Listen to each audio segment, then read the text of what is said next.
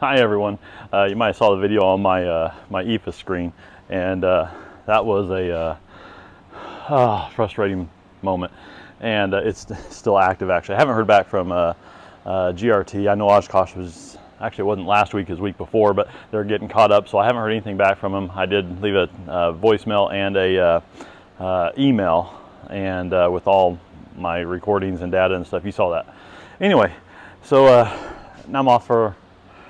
I work like twice a week this whole month, so it's like great. I got so much time off work, but unfortunately I can't fly.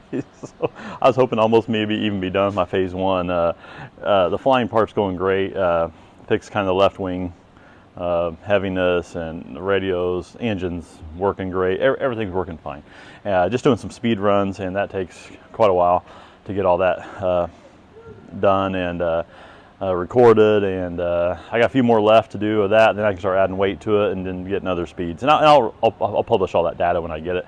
But anyway, I could technically still fly. Let me show you kind of what I have here. So I still have again, I took out the Sport Efis. I still have this that has airspeed, altitude, vertical speed, all that fun stuff. I still have my radio. I can still communicate with everybody.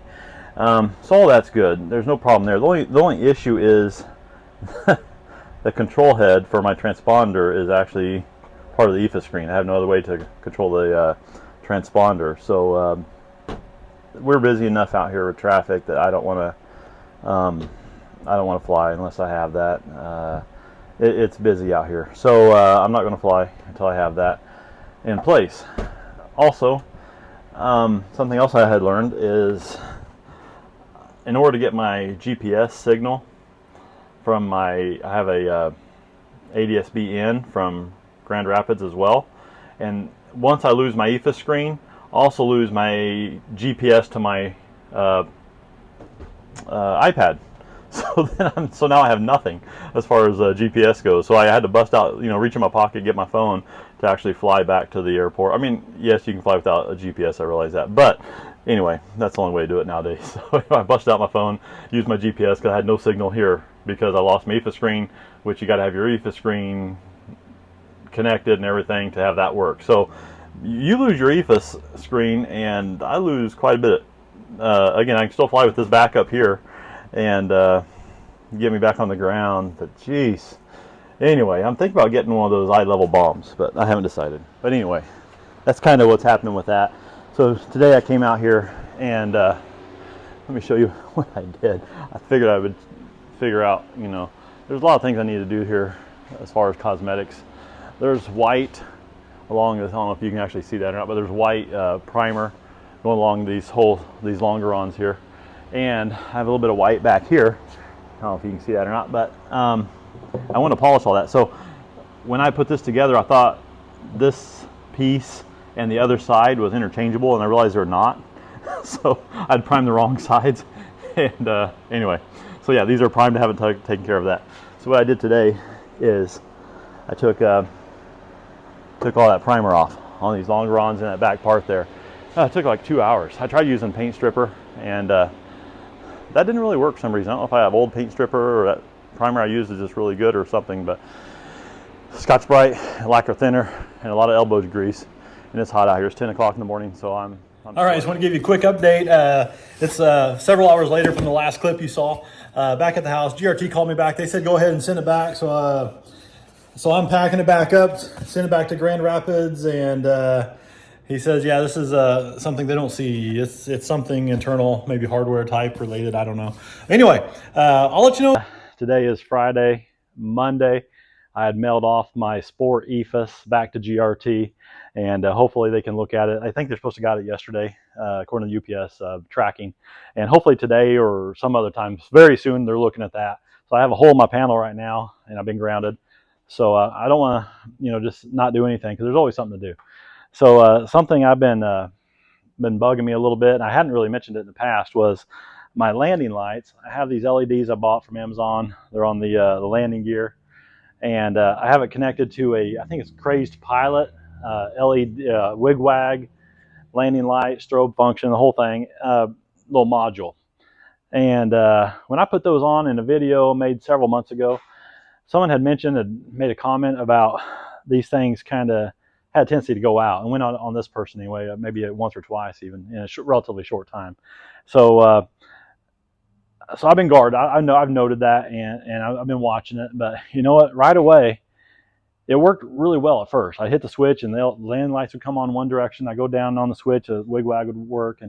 But right around when I started flying this plane, I noticed that I'd turn the landing light on, and there would be like a 6-second delay before they'd come on. I was like, well, that's kind of strange. And that got longer and longer and longer. And now it's like 30 seconds. Now they don't even hardly come on at all. And if they do come on, you're waiting like 3 minutes, and finally they come on out of the blue. So, or something when they want to come on. Sometimes they don't even come on. So I don't know if it's that module from Crazy Pilot or not, but I went ahead and got a thing called Fly LED.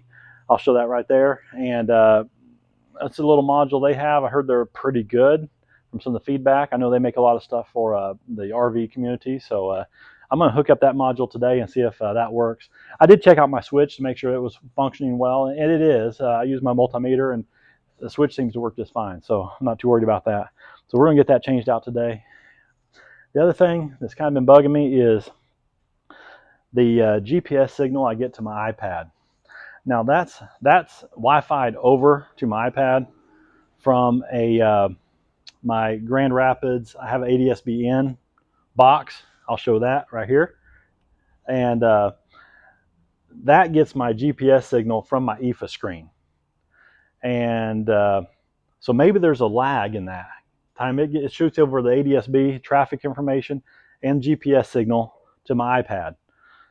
So when I lost my Efis screen, I lost my GPS signal to my iPad as well. So everything just went down. So the GRT actually has a USB port where you can plug in an external GPS to it. So I went ahead and bought one of those just on Amazon, and I'm going to go ahead and plug that in to see if that would take care of any lag time that my iPad might be experiencing. And I don't know if it's a program I'm using or not. I use a FlyQ EFB. I used to use that anyway, and I wanted something different. It's just not as intuitive as it used to be, I think. So I tried, I think it's called iFly EFB.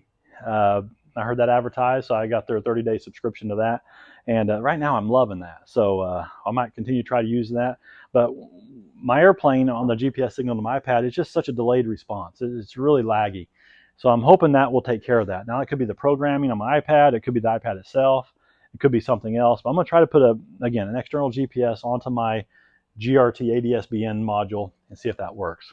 Because right now what's happening is it's taken the SafeFly 2020 compliant GPS signal as a little module as well. It sends that over hardwired to my Efis screen. Then my Efis screen sends it over to my ADS-B-in device, which also shoots it over to my iPad. So that whole process might be the reason for the lag. I don't know. But anyway, so we're going to get a GPS for that as well while I'm waiting for my Sport to come back. And I've been doing some vinyl stuff as well on here. It's so hot. I wasn't going to do that till the winter time, but again, I don't want to sit out here and do nothing because there's always something to do. I've been looking over the plane really carefully.